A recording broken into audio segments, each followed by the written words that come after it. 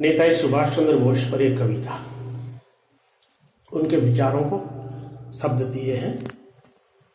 क्या कहते हैं वो कि भीख मांगने से कुछ मिलता तो हम अपना क्यों खोते, सदियों परदेसी जालों में फंसे पड़े हम नहीं होते, कि अपने हक के लिए बाहुबल देखना बहुत जरूरी है, विजय श्री बनने को रण में लड़ना बहुत जरूरी है।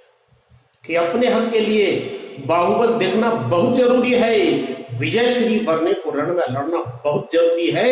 इसीलिए मैं बलिदानों का पथ सबको दिखलाऊंगा, रखे गुलामी के बोझों को सिर से आज हटाऊंगा, कि आज फिरंगी से बर्बादी की सारी कीमत ले लूंगा।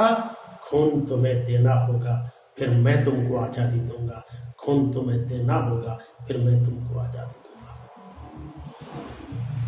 महात्मा गांधी में संपूर्ण श्रद्धा रखते थे, ऐसी बात नहीं है कि महात्मा गांधी में श्रद्धा नहीं रखते थे। उनके विचारों को उन्होंने काफी महत्व दिया था, लेकिन कुछ उनके विचार अलग थे। देखिए कि माना सत्य अहिंसा अपने जीवन के आभूषण, कि माना सत्य अहिंसा उनके जीवन के आभूषण, किंतु प्यार की भाषा को क्या समझ सका था खरदूषण। कि हम उन पुरखों के बेटे जो काल तलक से लड़ते थे, कि हम उन पुरखों के बेटे जो काल तलक से लड़ते थे, सूरज उनके संकेतों से ही उगते और छिपते थे। हमने पर्वत के पर काटे सिंधु मथा विस्पान किया, सिंहों के जबड़े चौड़ाए स्वाभिमान को मान दिया। कि हमने पर्वत के पर काटे सिंधु मथा विस्पान किया, सिंहों के जबड़े चौड़ाए स्वाभिमान को मान दिया। कि फिर खैरात मांगते क्यों हम अपनी स्थाति की, याद करो संताने हमराना वीर शिवाजी की। कि जय हिंद तुम बोलोगे चक्र सुदर्शन में छोड़ूंगा, खून तुम्हें देना होगा फिर मैं तुमको आजादी दूंगा, खून तुम्हें देना होगा फिर मैं तुमको आजादी दूंगा। और इन विचारों का क्या प्रभाव पड़ा देखिए कि जय हिंद के गुंजन से कंपन करने लगा गगन।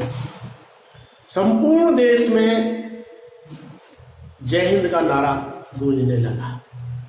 कि जय हिंद के गुंजन से कंपन करने लगा गगन। दुश्मन का दिल दहल उठा जब झंझा बनती गई पवन। कि क्रांतिवीर ने 5 जन में फूंक जोर से मारी है, अर्जुन ने गांडी उठाया लड़ने की तैयारी है। कि सिंगापुर का कण कण भी जब जय हिंद बोल उठा, हिंद फौज के झंझावत से बंकिंग हम झकझोर उठा। कि सिंगापुर का कण कण भी जब जय हिंद बोल उठा, हिंद फौज के झंझावत से बंकिंग हम झकझोर उठा। कि दिल्ली चलो जवानों में अब गोरों को बाहर फेंकूंगा, खून तुम्हें देना होगा फिर मैं तुमको आजादी दूंगा, खून तुम्हें देना होगा फिर मैं तुमको आजादी दूंगा। और जब ये आंदोलन भड़क उठा, आजाद हिंद फौज की सेनाओं ने बिगुल बजा दिया हिंदुस्तान की आजादी का। आजाद हिंद सरकार की गठन भी कर दिया गया। आप देखिए नेताजी सुभाष चंद्र बोस अंग्रेजों के सबसे बड़े दुश्मन हो गए, और अपने रास्ते हटाने के लिए कोई मान दुर्घटना के बहाने वो हमसे दूर कर दिए गए। देखिए वो अंतिम दर्द उनकी उड़ान थी, उस पर मैं क्या कहता हूं कि अंतिम बनी उड़ान धरा की दृढ़ता का मूल्यांकन था। कहते हैं धरती कठोर होती है, दृढ़ होती है, लेकिन कि अंतिम बनी उड़ान धरा की दृढ़ता का मूल्यांकन था। शिशक उठी ये जान दूसरे अभिमन्यु का अर्पण था। कि गगन अनल जल मिले लाल के चरण चूमने लगते हैं। कि गगन अनल जल मिले लाल के चरण चूमने लगते हैं। पवन देव अपने विमान में स्वर्ग उन्हें ले चलते हैं। कि दर्शन कर उस दिव्य पुरुष के स्वर्ग निवासी धन हुए, और जय हिंद का उद्घोष सुना तो धर्मदेव भी सन्न हुए। कि आओ वीर सुभाष तुम्हें मैं इंद्रासन खाली कर दूंगा, खून तुम्हें देना होगा फिर मैं तुमको आजादी दूंगा। इंद्रासन खाली करने की बात आती है, स्वर्ग के दरवाजे पर नेताजी सुभाष चंद्र बोस खड़े हैं। अच्छे कर्म करता है स्वर्ग जाता है, मान्यता है बुरे कर्म करता है नरक यातनाएं भुगतता, ये हमारी मान्यता है। बुरे कर्म करने वाला नरक की यातना भुगत रहा है, जनरल डायर। लेकिन उसका केस उसी समय इत्तेफाक से आता है अदालत में, धर्मराज की अदालत में। वो फाइल आती है और क्या फाइल पर तर्क है, क्या सुभाष चंद्र बोस का उस पर ऑब्जेक्शन है, क्या धर्मराज का निर्णय है। इन पंक्तियों में देखिए कि राष्ट्रभक्ति पराकाष्ठा देखिए आप,